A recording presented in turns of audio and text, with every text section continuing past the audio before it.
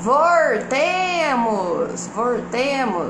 Agora sim nós vamos dar início, quer dizer, início não, né? Agora nós vamos dar continuidade ao estudo bíblico de Mateus 6. Vou esperar aí o pessoal ir chegando para a gente dar continuidade ao nosso estudo. Terceira parte e última do estudo do Evangelho de Mateus 6. Vou esperar o pessoal chegar, porque eu tive que começar novamente aqui, para começar novamente. Michele, agora tá ok? Eu preferi reiniciar, começar de novo.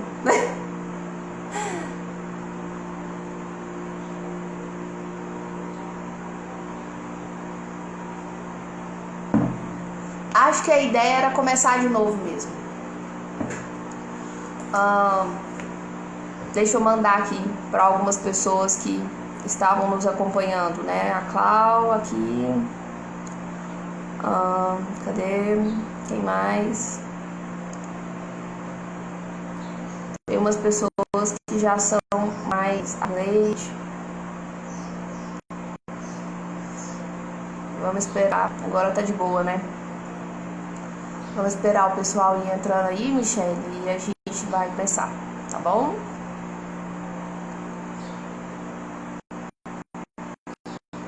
Agora eu não lembro quem exatamente estava na live.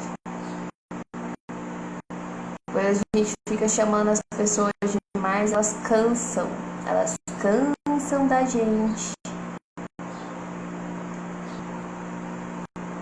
A Keila. Voltei. Vamos voltando aí, personas. Prima Samara entrou aí. Vamos entrando aí, pessoal. Que a live anterior, ela tava pausada, né? Ela tava travando, aí por isso que eu resolvi reiniciar. Foi até bom, porque eu fui soar meu nariz. Assoar, sei lá. Ai, porque eu fiquei choramingando na live anterior. Então vamos dar continuidade. Quem chegar depois, vê desde o início, vai ficar salvo, né? Então vamos lá. Gente, então, como eu estava dizendo para vocês antes, nós estamos dando continuidade ao estudo do Evangelho de Mateus 6. Voltou dos Estados Unidos, a Edna disse aqui. E aí, a parte que eu estava lendo para vocês quando pausou foi: buscai, pois, versículo 33. Buscai, pois, em primeiro lugar o seu reino e a sua justiça, e todas estas coisas vos serão acrescentadas. Então aqui está falando buscai. Buscai o quê? O que o homem deve buscar? O que nós devemos buscar? Aqui está muito claro que nós devemos buscar o reino de Deus e a sua justiça. Ou seja, devemos buscar o que vem do céu, o que é celeste e não o que é terrestre. E aqui fala também que nós devemos buscar a paz com Deus e com os homens.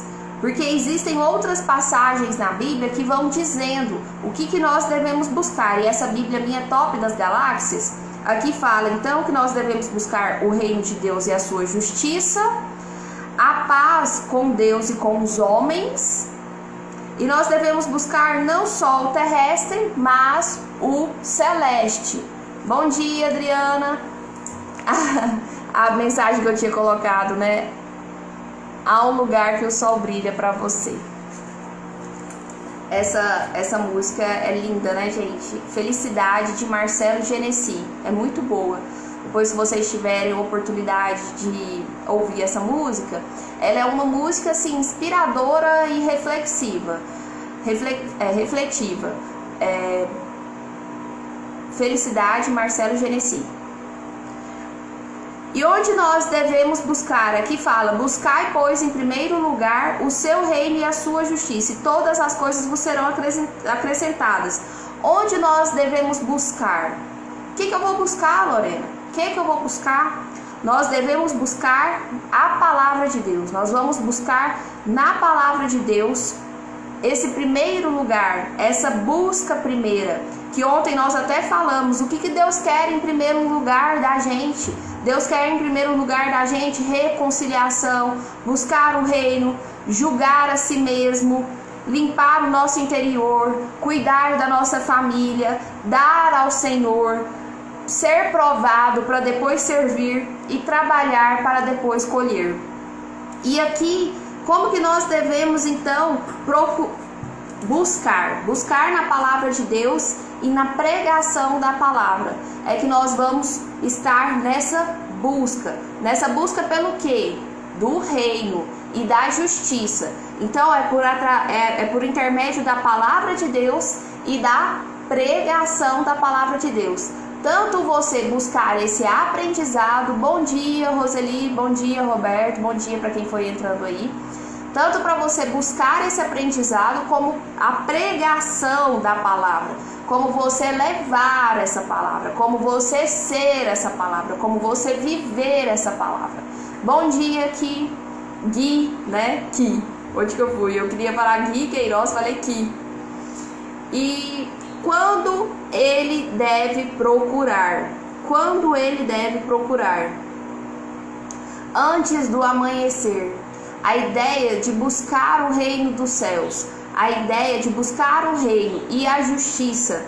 Aqui na Bíblia fala que deve procurar quando você deve procurar? Antes do amanhecer. Então aqui, já ouviu muito aquela expressão de falar pra gente buscar a Deus de madrugada? Na própria Bíblia aqui, gente, faz essa menção de buscar antes do amanhecer. Se a Bíblia faz esse tipo de menção, não é à toa, né, gente? É um momento em que a terra, né, a calmaria, tem toda essa energia, todo esse silêncio, toda essa disposição do seu coração para ouvir as coisas do alto, para buscar as coisas do alto. É magnífico, eu gosto muito de acordar antes do amanhecer e analisar o céu e contemplar o céu e contemplar as belezas de Deus. E é incrível, porque é um silêncio maravilhoso. E a energia que há, a energia que tem enquanto a terra dorme, vamos assim dizer, é só enquanto as pessoas da terra dormem, você está acordado em oração. O que está acordado é a energia da terra, é a energia do que é natural, é a energia do que está espiritual, do que é espiritual. Não é a energia das pessoas que está na terra, não é a energia do maligna que está na terra, das tramas, da maquinação, da engenharia, da robótica, da alucinação. O que está acordado enquanto todos dormem é o que é natural, é o que é extraordinário, é o que é natural, é o que o Pai fez, é o que é a essência do Criador. Então, antes do amanhecer é um bom horário para você buscar o reino e a sua justiça. E quando que é o tempo oportuno, gente? Quando que vocês acham que é o tempo oportuno? O tempo oportuno é hoje. O tempo oportuno é hoje. A gente tem essa tendência de deixar as coisas para amanhã. Quando é que eu vou buscar? Quando é que você vai emagrecer? Segunda-feira eu começo. É hoje. Viram aí? Quem não viu, eu passei para vocês antes de começar aqui. O Gui falou, eu me sinto mais vivo quando acordo cedo. E eu também sinto. Meu dia flui melhor, parece que eu fico mais disposta, sabe? Eu tenho essa sensação, é muito bom. Você se alimenta da palavra de Deus logo cedo. E antes de começar essa live aqui hoje, eu gravei uma outra que ficou salva aí. Eu falei sobre uma amiga minha que faleceu, para quem entrou aí agora. E ela era uma pessoa de muita luz. Então, por que a gente deve fazer hoje? Porque a gente não sabe do dia de amanhã. Hoje é o tempo oportuno. Então, não deixe para buscar amanhã se você nem sabe do dia de amanhã. Você nem sabe se estará aqui no dia da manhã.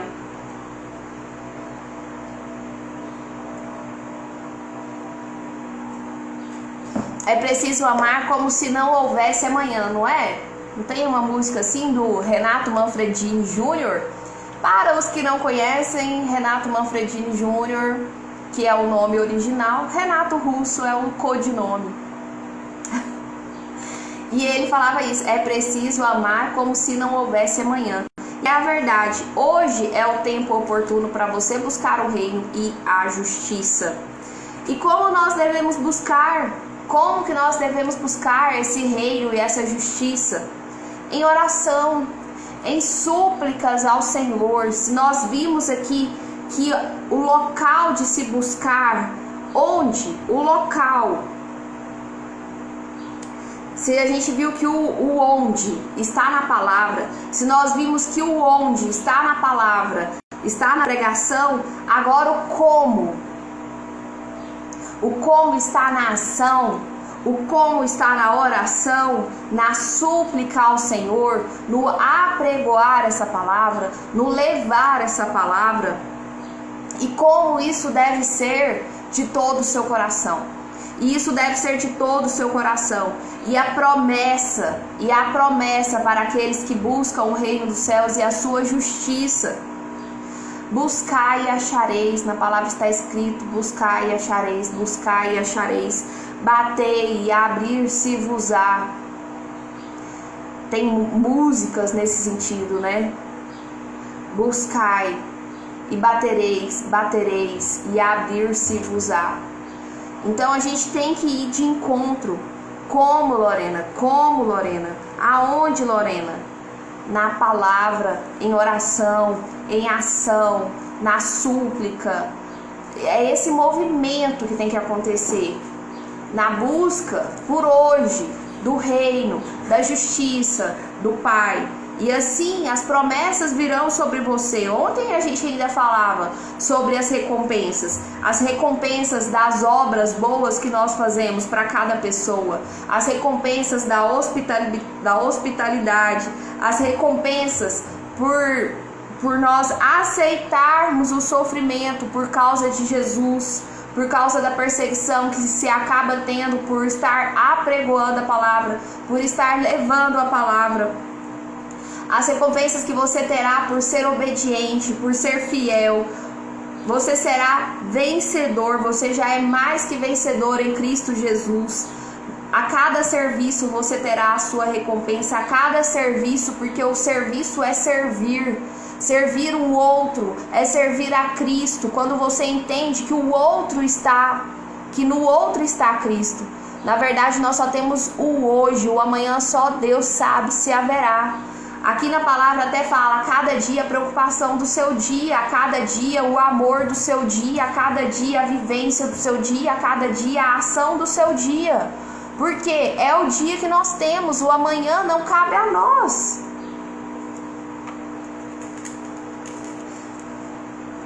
Tá, e aí mais adiante fala assim, ó: não vos inquieteis com o dia de amanhã, pois o amanhã trará os seus cuidados. Basta ao dia o seu próprio mal.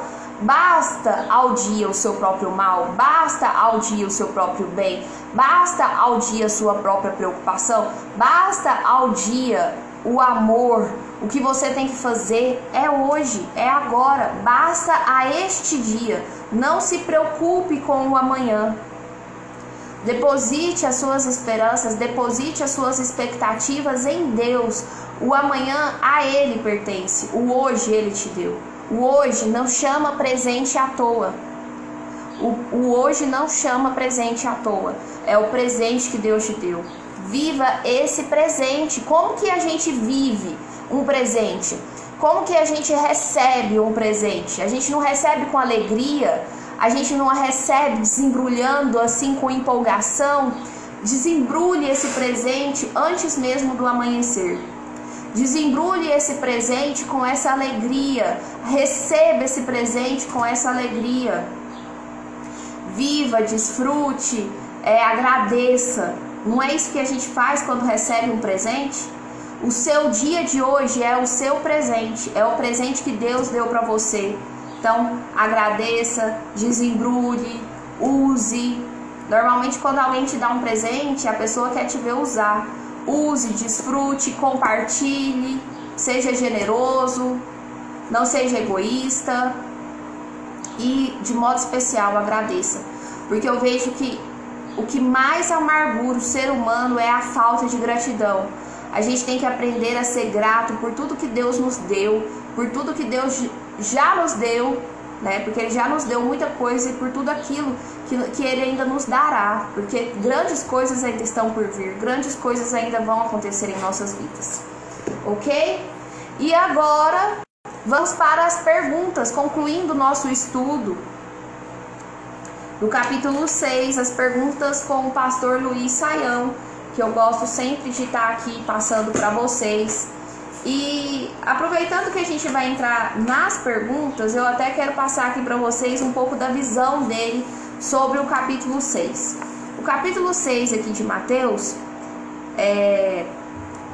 se você for analisar todos os tópicos, fala da prática da justiça, como deve ser a justiça, como se deve dar esmolas, como se deve orar, a formatação da oração dominical, como se deve jejuar, os tesouros no céu, a luz e as trevas, os dois senhores, a ansiosa solicitude pela vida. São esses os tópicos. O capítulo ele é relativamente grande. É interessante que vocês depois façam essa leitura, tenham essa intimidade com a palavra, passe a analisar o que essa palavra revela ao seu coração, né? Ter essa intimidade. Então, a verdadeira motivação que vem aqui por trás, gente, desses ensinamentos, de forma bem nítida, é sobre a formatação, é sobre essa ideia mecânica, religiosa, de forma de orar, de forma de ser justo, de forma de dar as suas ofertas. Então, nós temos que nos desvincular dessa religiosidade. Nós temos que nos desvincular dessa forma de prece mecânica, dessa forma de repetição de palavras que são vazias, que não trazem nada realmente ao seu coração. Nós temos que ter uma oração íntima com Deus, nós temos que ter uma busca ao Pai, de forma bem íntima, de uma entrega real ao Senhor. Não é algo para os homens ver, a gente até chegou a falar sobre isso. A oração você faz para Deus, não é para os homens, não é para a aprovação dos homens. E a oração do Pai Nosso, ela vem como um modelo de oração, não quer dizer que essa é a oração. Muito mais do que você ter um modelo de oração para orar, é interessante que você viva esse modelo de oração. É importante que você seja essa oração, porque a oração é essa conexão que você tem do Pai, do Filho e do Espírito Santo em você como quarta trindade, né? Eu ainda falei isso. Você é a quarta pessoa da trindade. Nós sabemos que a trindade é só três. Mas quando você se conecta ao Pai, ao Filho e ao Espírito Santo, você se conecta com essa trindade, você se torna a quarta pessoa da trindade, vamos assim dizer. Então, que nós devemos viver nessa conexão. Essa conexão é a oração. Você é uma oração ambulante, porque você sai com aquilo que você aprendeu de Cristo em ação na humanidade. A oração, ela tem que ser introjetada, ela tem que existir dentro do seu coração, porque se ela só sair da sua boca para fora não faz sentido. Então, tudo isso a gente viu. O que está por trás do jejuar não é aparecer, não é falar para ninguém que você está jejuando. O que está por trás da oferta não é mostrar. O que está no seu coração é a motivação real do seu coração, é que importa para Deus.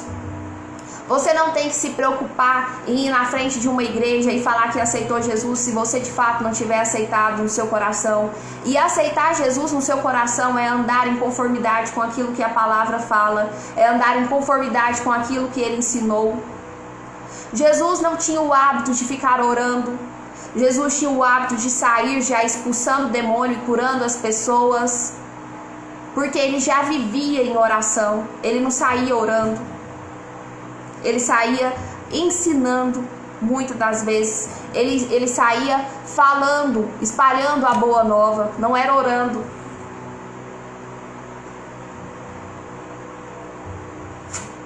Essa oração que nós temos o hábito de de fazer rebuscada e de ouvir as pessoas falar. Você tem que fazer a coisa acontecer, é tocar o terror no mundo mesmo. Então todas essas questões estão muito relacionadas, muito intimamente ligadas à intimidade do seu coração. Quer orar? Entra no seu quarto, entra no secreto, entra no seu coração, vai enxergar o que está dentro do seu coração, vai enxergar o que tem te motivado para fazer tanta coisa, pro bem, pro mal. Mas se posicione, você é do bem ou você é do mal, você está no meio do caminho.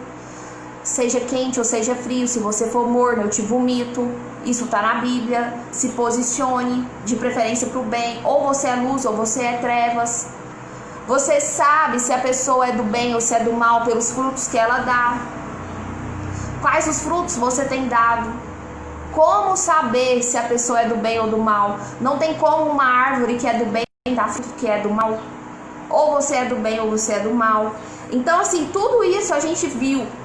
Por isso que eu tô passando de uma forma bem rápida agora, porque tudo isso a gente viu nos estudos anteriores. Então se você tiver interesse, você vai no IGTV aqui, tá salvo, no YouTube tá salvo. E aí hoje já é a conclusão. Será que você é uma pessoa que crê em Deus mesmo ou você tá falando que crê? Você vive em conformidade com quem crê?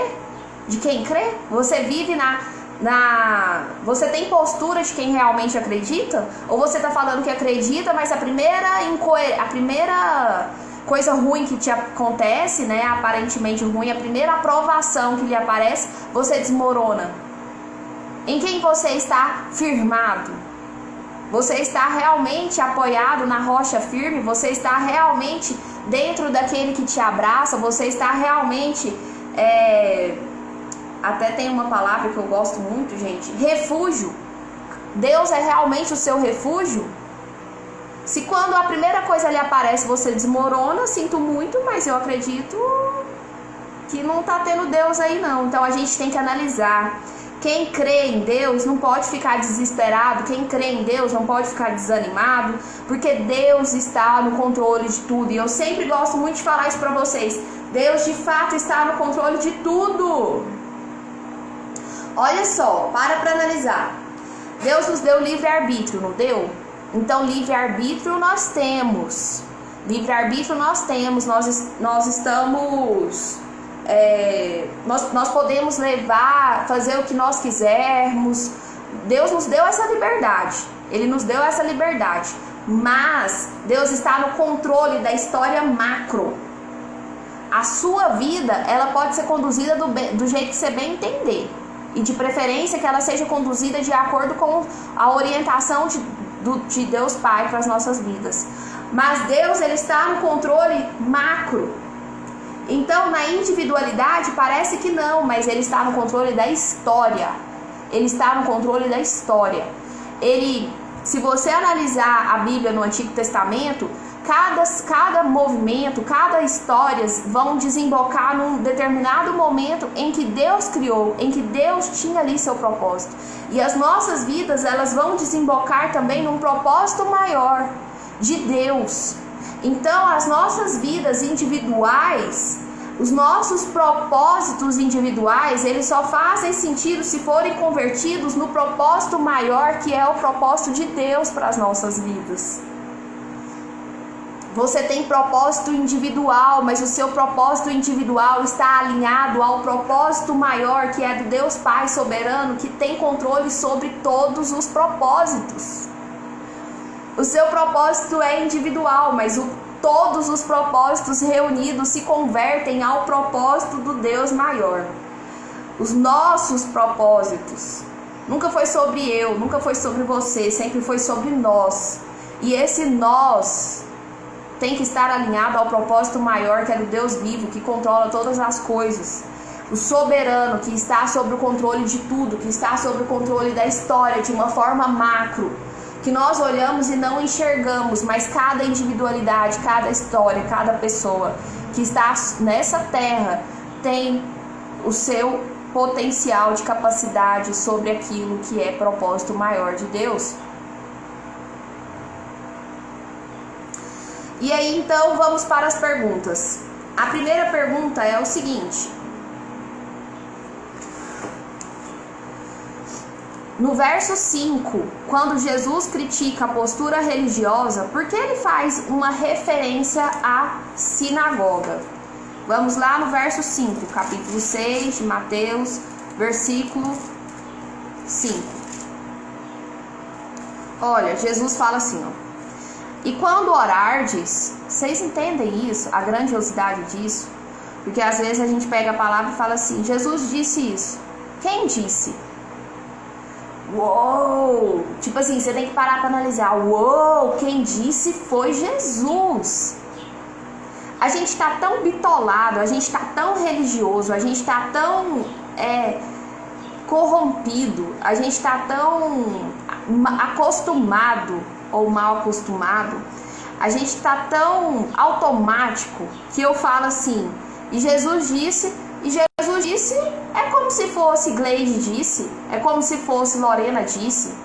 Não, gente, Jesus é Jesus, o próprio Deus que se fez homem e habitou entre nós, aquele que era 100% homem, aquele que era 100% Deus, disse aqui nessa terra.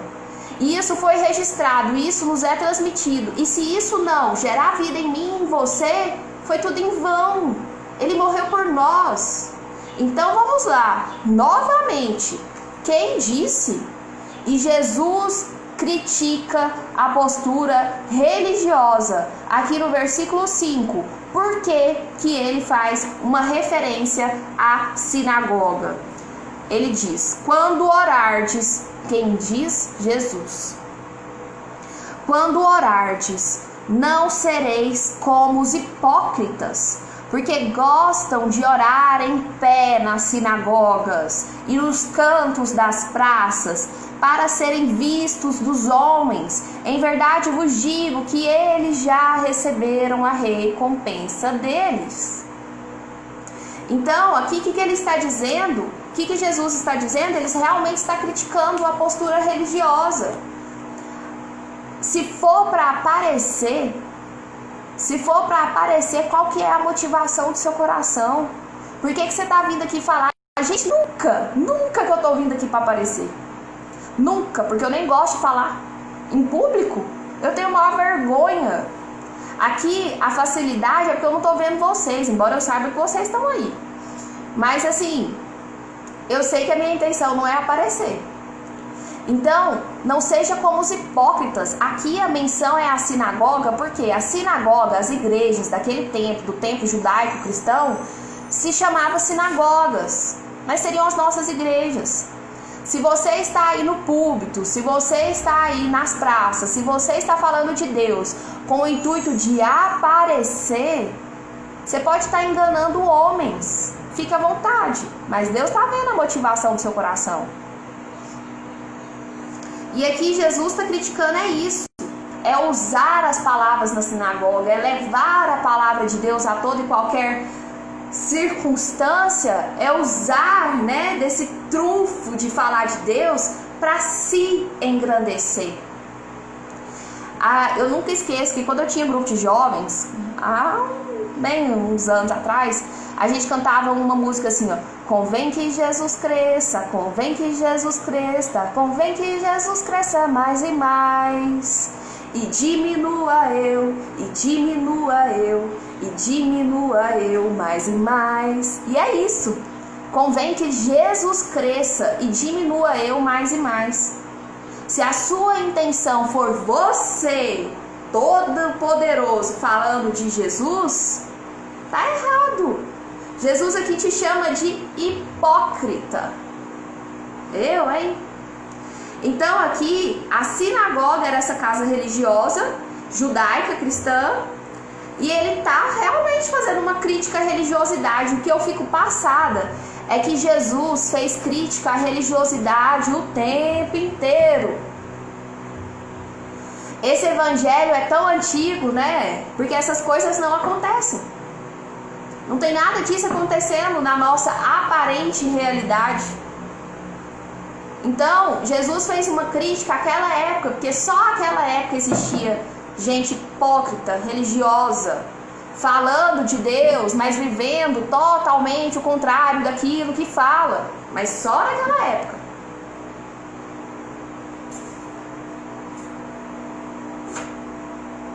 lançando fardos pesados nas costas daqueles pobres coitados que estão ali deglutindo a palavra que é lançada, né? Levando tão a sério tanta coisa pesada que é lançada, levando para si tanta condenação, fazendo essas pessoas se sentirem mal, se sentirem pecadores. Que Deus é esse, né? Que Deus é esse? Jesus, ele veio para nos libertar, ele veio para nos amar. Mas enfim, isso acontecia lá nessa época. E a segunda pergunta é: devemos orar o Pai Nosso? Então, porque pouco antes de Jesus falar do Pai Nosso, ele vem e fala das vãs repetições. Olha, na mesma passagem aqui fala assim, ó. Jesus: e orando não useis de vãs repetições. Gente, o que é vãs? Assim como vaidade. A palavra vaidade, eu já expliquei isso para vocês, a tradução correta dela é vazio. Vão. Aqui, a palavra vã é nesse sentido, de vazio. Se você estiver repetindo a palavra Jesus, Jesus, Jesus, por falar, como se eu estivesse aqui chamando Gui, Gui, Gui, Gui, Gui, isso é vazio. Estou falando por falar. Mas se você estiver repetindo e você tem consciência de que isso não está sendo vazio, Jesus, quantas vezes, gente, quando eu viajei, quando eu fiz uma viagem uma vez, falar chique pra vocês, quando eu fui, eu não lembro se foi, eu acho que foi em Madrid mesmo, que eu viajei, eu acho que eu já contei pra vocês, né, na Jornada Mundial da Juventude, para encontro lá com os jovens, e o Papa Bento, na época, nós fomos numa igreja que chama, vou lembrar, hein? Tauzé. A gente foi numa igreja lá que era só de mantras. E era repetição o tempo inteiro, mas você sentia aquilo, assim, era de uma unção, era algo contagiante, assim, ficava o tempo inteiro falando a mesma coisa. Deixa eu ver se eu lembro de algum mantra. Eu queria tanto lembrar agora de algum, pra mim citar de exemplo pra vocês. Mas eu não vou lembrar, assim, faz muito tempo que eu não falo algum mantra, assim. Mas existem palavras, gente, que se não for de vã repetição, se você está falando ali a mesma coisa, mas você tem consciência de que isso não é de vã repetição, é muito bem recebido. O que não pode é você falar por falar, ficar repetindo ali orações, sem ter nem consciência do que você está falando. Igual, muitos evangélicos criticam os católicos por orarem o Pai Nosso, por orarem a Ave Maria. Vai estar errado se você estiver fazendo essa Ave Maria aí no automático, se você estiver fazendo esse Pai Nosso aí no automático, se você não estiver parando para refletir isso que você está falando. E isso acontece muito com os evangélicos também, quando a gente está cantando. Quantas vezes eu já me peguei cantando porque a música está ali acontecendo e eu começo a cantar e eu estou simplesmente cantando. Quando eu paro para analisar, eu não estou prestando atenção em nada daquilo que eu estou cantando. Eu estou cantando por cantar. E isso é vã repetição. Ho'oponopono trabalha com repetição de palavras, mas cada um tem um significado, cura. Então, se você interioriza isso, se isso não está saindo vazio, isso faz sim muito sentido para a sua vida. Eu queria tanto lembrar, gente, de algum mantra. Na época que eu estava na igreja católica, a gente tinha muito hábito de usar os mantras para momentos de oração, era muito bom.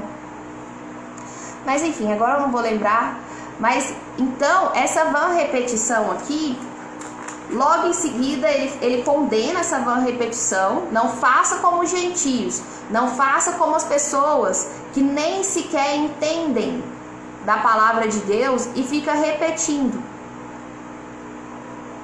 Não faça como os gentios que acreditam que no muito falar serão ouvidos. De nada adianta você muito ficar falando, mas antes você ficar aí repetindo um mantra, se você estiver interiorizando ele. Mas antes você ficar aí falando um mantra, do que ficar falando um monte de coisa vazia, não está saindo de você. Então a pergunta aqui é: devemos orar o Pai Nosso? Porque antes Jesus falou que não se deve ter vãs repetições. O Pai Nosso, ele não é uma vã repetição, se você parar para meditar em cada coisa que está sendo falada ali. E o Pai Nosso, como eu disse para vocês, ele é apenas um modelo, não quer dizer que tem que ser daquele jeito. Ele é apenas um modelo que Jesus falou, já que os discípulos perguntaram como devemos orar. Aí Jesus foi e falou para eles. Mas é só um modelo. Agora, se você ora o Pai Nosso sem nem prestar atenção no que está sendo orado, e que oração de poder, e que oração linda, e quantas vezes, eu admito, eu já orei o Pai Nosso automaticamente. Então, o que a gente não pode deixar acontecer é essa vã repetição. É esse sair, gente. Eu até estava vendo falar muito ontem sobre o que sai da sua língua, o que sai da sua boca. Quando uma palavra sai da sua boca, é interessante que ela tenha saído primeiro do seu coração.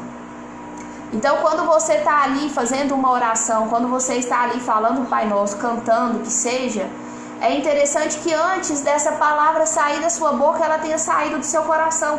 Até mesmo para você ter esse controle de não falar o que não deve, mas viver aquilo que se fala, sentir aquilo que se fala. Esse sentido aqui da vã repetição é não falar coisas vazias, é não falar coisa em vão, é saber dominar a sua língua. Porque aqui, ó, aqui não é à toa que parece com a linguinha da cobra, não.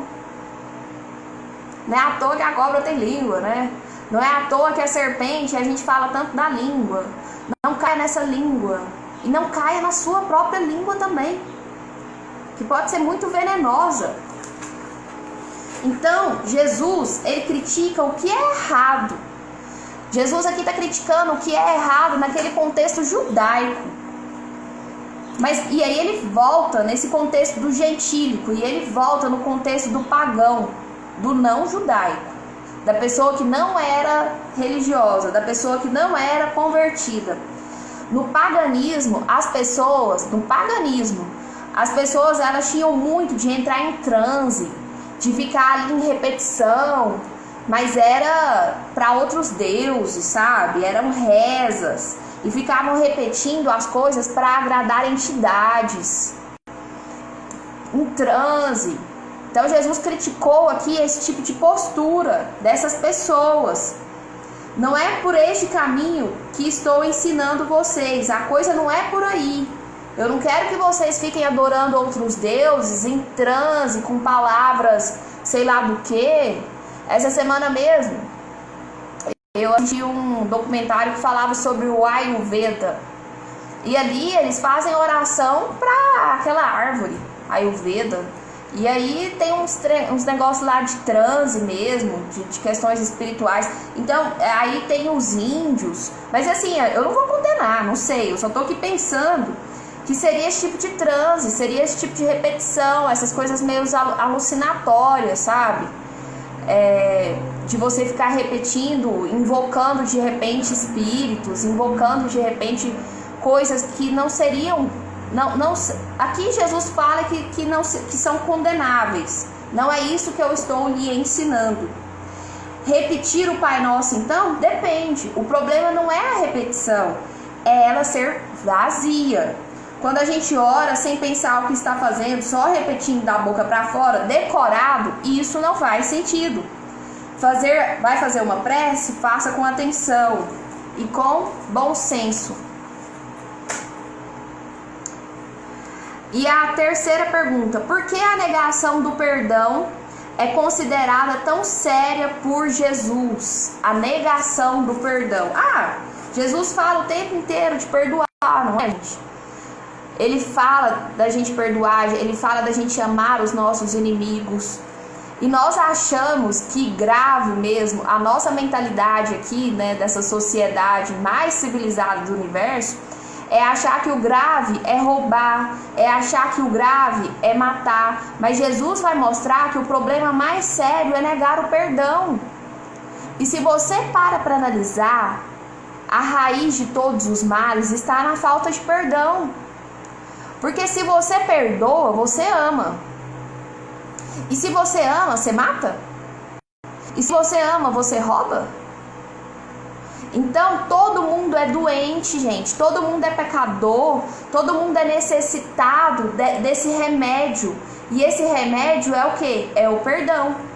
Esse remédio é o remédio que só será alcançado com essa negação do pecado. Você precisa pedir para Deus o perdão e você precisa perdoar. Se nós que recebemos o perdão de graça, negamos perdoar quem nos prejudica e nos ofende, é sinal de que nós não aprendemos nada ainda. É sinal de que nós ainda não entendemos aquilo que Jesus ensinou. É sinal de que nós ainda não aprendemos a amar. Então o perdão, ele é o mais importante mesmo, porque o pecado, ele é a raiz de todos os males. O ato de perdoar, o ato de confessar o pecado, o ato de amar. Porque a consequência do perdão é liberar amor. E o ato de você liberar amor faz com que todas as outras coisas que são aparentemente graves para a nossa sociedade, que a gente olha e fala que é o mais grave, não vai acontecer por consequência, não vai ocorrer por consequência. Quarta pergunta. Parece que ajuntar riquezas é pecado. É isso mesmo que Jesus queria ensinar? Ajuntar riquezas é pecado? Não. Não ajuntar riquezas na terra. Jesus fala isso. Não ajuntar riquezas na terra, mas no céu. Não tem problema, gente, de ser rico, não. Não tem problema na riqueza. O problema está no seu coração. Aqui, esse ajuntar tesouros fala do seu coração. O seu coração com o dinheiro. O seu coração é que não pode ser corrompido pelo dinheiro, porque você não pode seguir dois senhores. Ou você é de Deus ou você é do mamon, que é o dinheiro. Então, quando uma pessoa trabalha, quando uma pessoa ela é livre, ela pode conseguir alcançar o que ela quiser com dinheiro, pode conseguir alcançar o que quiser com riquezas. Mas o problema é se você for corrompido pelo poder do dinheiro.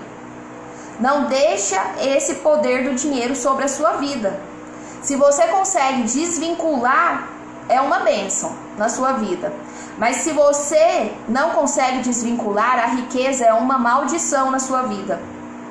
Porque tem gente que entesoura dinheiro, tem gente que acha que a felicidade está no dinheiro e tem gente que se curva ao dinheiro.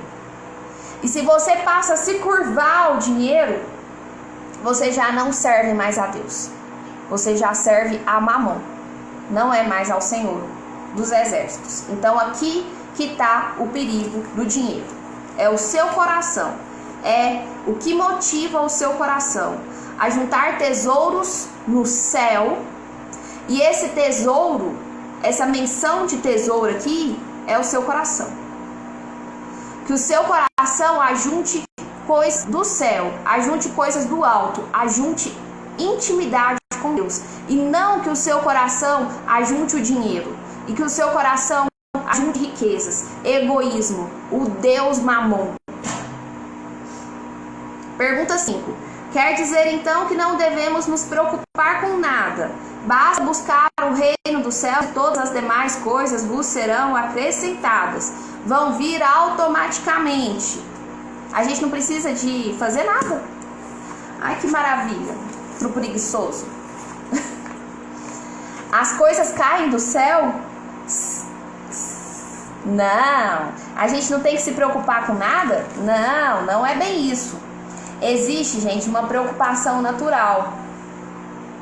Ninguém sai à guerra, ninguém vai sair para uma guerra sem saber o tamanho do inimigo. Todo mundo precisa de um mínimo de planejamento na vida. Você não sai à guerra sem saber quem que é seu inimigo. Você também não sai à vida sem se organizar, sem ter os seus planos, né, a sua organização. A Bíblia, ela critica o preguiçoso, a Bíblia, ela critica o tolo, aquele que não se importa com nada. E tem gente que fica, Deus proverá, não vai fazer não, seu preguiçoso. Oração é orar mesmo, Deus proverá, mas a ação é sua. O orar é com Deus, a ação é contigo. Então, o problema aqui não é essa preocupação normal que você tem com o seu dia a dia, com a sua subsistência. Tranquilo, isso é o seu normal. O problema aqui é a ansiedade. Sugere que a ansiedade, ela faz o quê? Ela sugere que nós somos deuses, que é a gente que está no controle de tudo, que é a gente que está no controle do mundo, que é a gente que pode determinar as coisas. A ansiedade, ela faz com que se a preocupação fosse mudar o rumo da situação, e a gente viu que não, a cada dia a preocupação do seu dia, isso que Deus estabeleceu. Você se preocupar com o fluxo normal da sua vida, isso é natural. Isso é normal que seja assim. Você se preocupa com o alimento, você se preocupa normal, assim, aquela preocupação dentro do razoável para a sua sobrevivência. Mas você ter uma preocupação que chega ao ponto de ansiedade é porque você não acredita que Deus proverá, que Deus está no controle de todas as coisas. É como se você acreditasse que agora a ansiedade é o Deus da sua vida, é que ela que vai fazer alguma diferença na sua vida. Como se o ato de você estar preocupado fizesse alguma coisa mudar. Uma vez eu ouvi uma história assim, ó. Nossa, eu tô acelerada hoje, né? É porque senão não dá tempo. Uma vez eu vi uma história assim, ó, que a pessoa estava dirigindo e estava estressada já, porque estava um trânsito danado. É capaz que o fato de você estar preocupado vai fazer o carro voar. É capaz que o fato de você estar preocupado, o trânsito vai melhorar. A ansiedade faz alguma diferença? Para pensar nisso quando você estiver ansioso. Por acaso o carro vai sair voando, o problema vai sair voando? A ansiedade te dá essa capacidade, te dá esse poder? Não. Então Jesus fala, para com isso. Viva cada dia a preocupação do seu dia. Saiba quem você é. Fica na sua. Você é frágil. Você é incapaz. Mas eu posso prover todas as coisas na sua vida. Você não é Deus.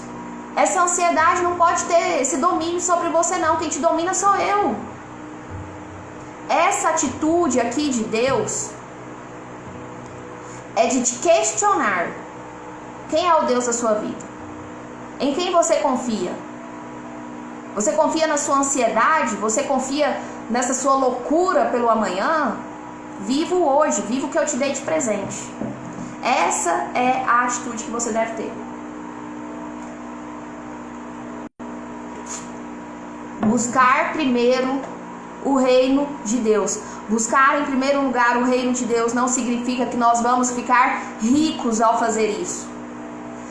Buscai o reino dos céus e todas as coisas vos serão acrescentadas, porque o Deus Pai é o Deus do ouro e da prata. Então se eu estou buscando a Deus, eu já vou ficar rico, eu vou ficar milionário. Não, Deus vai te dar o básico, Deus vai te dar o seu sustento. É isso que você não precisa de se preocupar. O seu sustento, o seu vestimento. Ele fala do alimento dos pássaros, ele fala da roupa dos lírios. Ele não fala que vai te dar carro importado. Ele não fala que vai te dar mansão. Ele vem aqui falando para você não preocupar com aquilo que você de fato necessita, porque isso ele vai te dar. Deus vai te dar o necessário, ele não vai te dar o supérfluo. Se você quiser ter o supérfluo, é você mesmo que vai conquistar. Ele não vai deixar faltar o necessário. E ele não te promete, hora nenhuma, riquezas exorbitantes, riquezas extraordinárias. Isso é coisa da teologia da prosperidade. Ele fala do seu sustento. Não se preocupe, não fique ansiosos, porque o seu sustento, assim como os pássaros têm o que comer, assim como os lírios do campo têm o que vestir, isso eu não deixarei faltar. Com isso você não precisa de se preocupar. É isso que ele está falando. Ele não falou hora nenhuma aqui de riquezas extraordinárias ou riquezas exorbitantes. Buscai o reino dos céus e você será rico. E a conclusão do nosso estudo de hoje é: Jesus questionou o quê? A falsa e aparente religiosidade. Para analisar se você não está vivendo assim, com falsa e aparente religiosidade. Você acredita mesmo em Deus? Analise os seus dias. E Jesus trouxe uma proposta diferente, uma postura absolutamente peculiar, que mostra o que está por trás da religião. Qual é a verdadeira motivação do seu coração? Isso é o que importa. A verdadeira motivação do seu coração. A religião, o formalismo religioso, a forma com que você vai orar, a forma com que você vai jejuar, a forma com que você vai ofertar. Isso pouco importa se você não estiver consciente da verdadeira motivação do seu coração. Você não adora a Deus porque os homens falam para você adorar. Você não faz as coisas para Deus porque alguém disse para você fazer. Você faz porque você tem essa motivação no seu coração, porque você quer fazer. Você ora para Deus, você não ora para homens. E Deus não precisa da sua oração. Você ora principalmente para você. A oração, ela gera essa mudança, ela gera essa limpeza, ela gera essa purificação, é para você. Deus não precisa da sua oração, Ele é Deus. Esse orar é esse interiorizar, é esse olhar para você, é esse buscar a perfeição, é esse andar em ação. É esse estar em intimidade com Deus. Quando você está em intimidade com Deus, Ele ilumina seus propósitos, Ele te dá mais sabedoria, Ele derrama chuva de graça sobre você, Ele refresca, Ele é refrigério. Então Deus, Ele não precisa da sua oração, Ele não precisa do seu dinheiro, Ele não precisa do seu jejum, Ele não precisa do seu sacrifício. Isso tudo não é para Deus, isso é para você. Isso é para gerar mudança em você. O jejum é para trazer limpeza em você. O perdoar é para trazer limpeza em você. O confessar é para trazer limpeza em você. O amar é para trazer... Eu até falei isso um dia para um amigo meu. O amar é para trazer evolução em você. Deus não precisa de nada disso. É para você. Você não está fazendo para Deus, ah, Senhor, como eu sou bondoso. É para você deixar de ser egoísta. Deus não precisa de nada disso. Deus não precisa do seu louvor. Deus não precisa da sua oração. Deus não precisa de nada disso. Ele é Deus, porque Ele é Deus. E ninguém explica Deus. E a gente nem precisa. É insano a gente pensar que está agradando Deus com alguma coisa. Como é possível? É insano a gente pensar que faz algo para agradar a Deus. A oração muda a gente. Então, quando você parar para se analisar, ao pensarmos num comportamento religioso e numa aparente espiritualidade, o que importa mesmo é se Deus é a sua, é a minha, é a nossa prioridade. Deus é a minha, Deus é a sua, Deus é a nossa prioridade? Ou você está querendo mostrar para as outras pessoas que você é uma pessoa de Deus? Ou você está querendo mostrar para as outras pessoas, ah, como eu sou bondoso, eu sou ofertante, eu sou dizimista? Ou você está querendo mostrar para as pessoas que você foi lá na frente da igreja e agora você é de Deus? Deus sabe se você realmente é de Deus.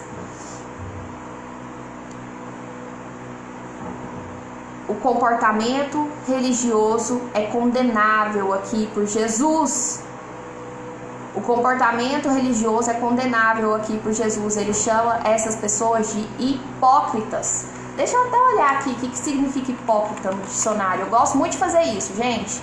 Quando eu pego uma palavra, porque eu já ouvi muito essa palavra na igreja. Eu gosto de ler. Hipócrita. Substantivo masculino e feminino. Então, tanto homem como mulher pode ser hipócrita, tá? quem demonstra uma opinião que não possui ou dissimula qualidades que não tem, fingindo. Pessoa que finge sentir o que não sente. É isso que Jesus disse. Não seja hipócrita, não finja ser o que você não é. Não finja sentir o que você não sente. Quem se comporta com hipocrisia esconde seus reais sentimentos, esconde suas reais intenções, esconde suas opiniões. O hipócrita, ele é falso. Para de ser falciane. Para de ser falciane. Hipocrisia é o ato de fingir ter crenças. Hipocrisia é o ato de ter religião, uma crença religiosa. De nada vai adiantar você ter uma crença de aparente espiritualidade. É o que a gente viu aqui. O que importa é entre você e Deus. É o ato de fingir crenças, é o ato de fingir virtudes, ideias, sentimentos, que a pessoa na verdade não possui. Será que você não está mentindo para você, não? E essas pessoas, além de mentir para elas mesmas, frequentemente elas ainda exigem dos outros o comportamento que nem elas mesmas têm. Dentro de certos parâmetros de conduta, dentro de certos parâmetros de moral, a pessoa ela extrapola, ela não adota e lança fardos pesados nas costas do outro. Então isso tudo é bem interessante para a gente nos analisar, né? Se a gente não está tendo uma postura hipócrita. Porque muitas das vezes, quando a gente exige algo de uma pessoa, é porque nós mesmos não somos assim. Eu posso falar por mim. Quando eu casei, eu ficava muito na expectativa de que meu esposo me fizesse feliz. Eu espelhava nele uma coisa que faltava em mim. A hipocrisia é você cobrar do outro aquilo que falta em você. Se você não vive, como é que você cobra isso do outro? Quem te deu autoridade, quem te deu poder, quem te deu essa capacidade de cobrar do outro uma coisa que não existe em você? Vai resolver a parada contigo primeiro. Por isso que Jesus até fala naquela passagem assim: vai ofertar, vai perdoar seu irmão primeiro. Vai resolver os problemas do seu coração primeiro. Entra no seu quarto, entra no seu coração, entra na sua intimidade. Reveja seus conceitos, reveja suas posturas. Depois você vem falar comigo. Porque você precisa se resolver. Seja seu amigo. Seja a melhor versão de você. Aqui a gente até estudou esses dias para trás que Cristo espera de nós uma postura parecida com a dele. E Cristo foi perfeito. E a gente não vai alcançar. A gente não vai ser perfeito. Mas a gente está por ser feito. Cada dia mais, busque ser melhor, busque essa evolução. Busque transmitir aquilo que você aprende. Ah, Lorena, eu tenho que gravar live? Não. Eu tenho que obedecer tudo que as pessoas vêm falando ultimamente na porcaria dessas redes sociais? Não. Vai estudar na Bíblia. O que Jesus falava? Ele pedia pra gente ir mesmo, pregando o Evangelho. Mas pregar o Evangelho não é todo mundo agora virar blogueiro, não é todo mundo virar hater, não é todo mundo virar, nem sei o nome, não é todo mundo virar influenciador, não é todo mundo virar pregador, é no que você faz, é no que você desempenha, é na sua profissão. Ah, mas eu não tenho profissão. Mas você é mãe, mas você é pai, mas você é irmão, mas você é irmã, mas você é qualquer coisa, mas se alguma coisa você desempenha nessa sociedade, você tem algum papel, você tem algum script. E dentro do que você é, seja a melhor versão de Cristo em você. Deixa a melhor versão de Cristo em você acontecer, aparecer. Que as pessoas olhem e vejam Cristo em você. Cristo de fato habita em você. E nosso tempo está acabando, gente. Amanhã nós vamos estudar Mateus 7, viu? Nosso tema amanhã é uma espiritualidade eficiente. Hoje foi uma espiritualidade diferente. Amanhã será eficiente. Espero vocês aqui no mesmo bate-canal às 10 horas da manhã. Hoje sai um pouco do horário.